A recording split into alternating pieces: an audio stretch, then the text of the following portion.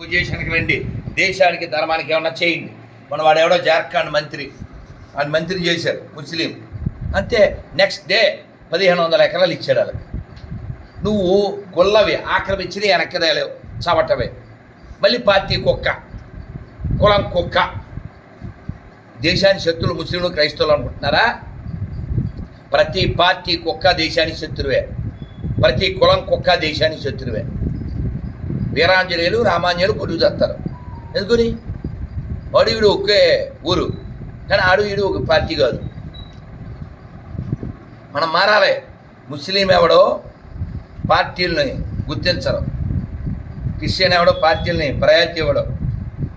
వాడి ప్రయారిటీ వాడి మతం, మన ప్రయారిటీ కులం, మన ప్రయారిటీ డబ్బులు, మన ప్రయారిటీ పార్టీ. సిగ్గులే. ఏ పార్టీ కుక్కైనా తొందరగా చచ్చిపోండి అంటే మారండి. దేశం ఉంటే నీ పార్టీ ఉంటుంది, నీ కులం ఉంటుంది. కులం కుక్కలారా, పార్టీ కుక్కలారా, డబ్బు కుక్కలారా మారండి. ఎవరికి రాలేదు ఇది తీసుకోండి, గోరులో వేసుకోండి.